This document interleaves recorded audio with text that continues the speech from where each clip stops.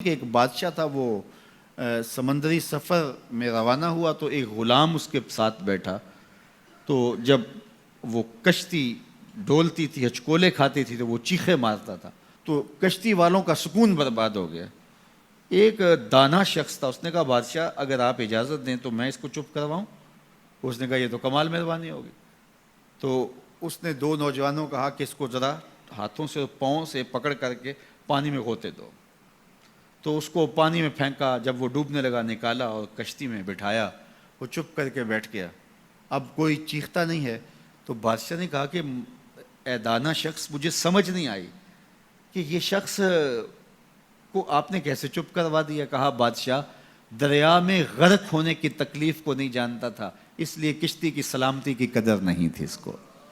اب اس نے وہ غرق ہونے کی تکلیف دیکھ لی، اب کشتی کی سلامتی کی اس کو قدر ہو گئی ہے.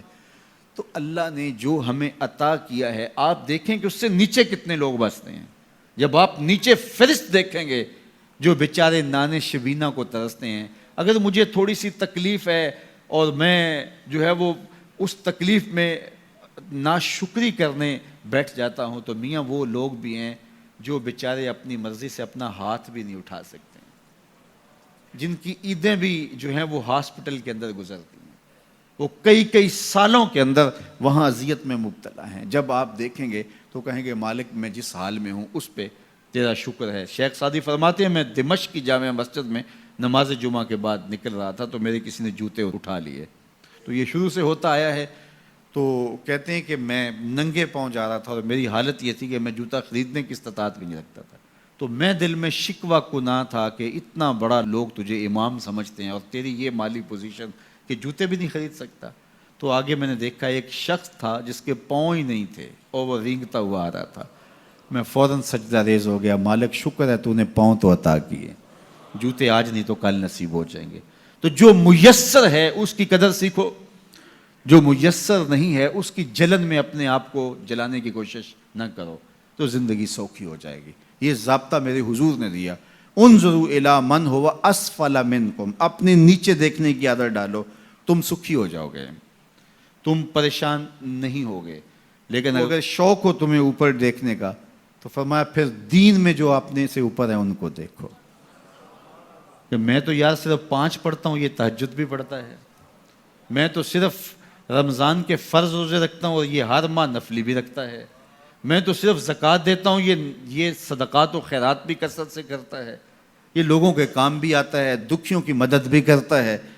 تو پھر ان کو دیکھو گے تو پھر تمہارے عمل میں قوت پیدا ہوگی. اوپر دیکھنے کا شوق آ جائے تو دین میں جو اوپر ہے ان کو دیکھو، ورنہ نیچے دیکھو. نیچے دیکھو گے زندگی سوکھی رہے گی.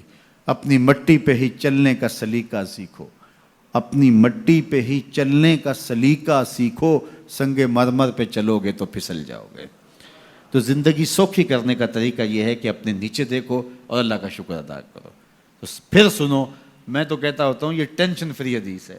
سید علی المرتضیٰ فرماتے ہیں حضور نے فرمایا جو اللہ کے دیے گئے تھوڑے رزق پہ راضی ہو گیا، اللہ اس کے تھوڑے عملوں پہ راضی ہو جائے گا. زندگی سوکھی کر دیتی ہے یہ حدیث پاک. تو جو اللہ نے دیا مالک تیرا شکر ہے.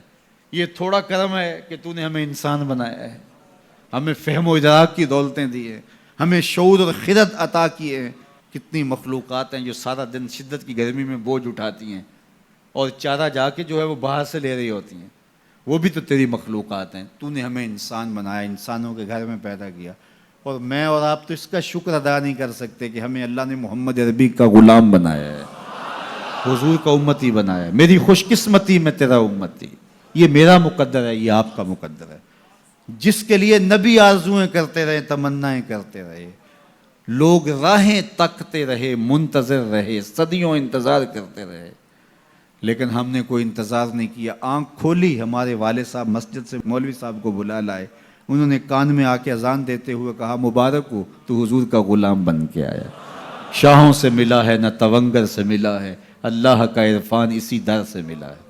اوروں کو ملا ہے تو مقدر سے ملا ہے، مجھ کو تو مقدر بھی تیرے در سے ملا ہے. یہ میری اور آپ کی خوش بختی. تو جتنا بھی شکر ادا کریں تھوڑا، تو لوگوں کے کام آئیں، لوگوں کے لیے جو ہے وہ خیر کی چابی بنے اور شر کا تالا بنے.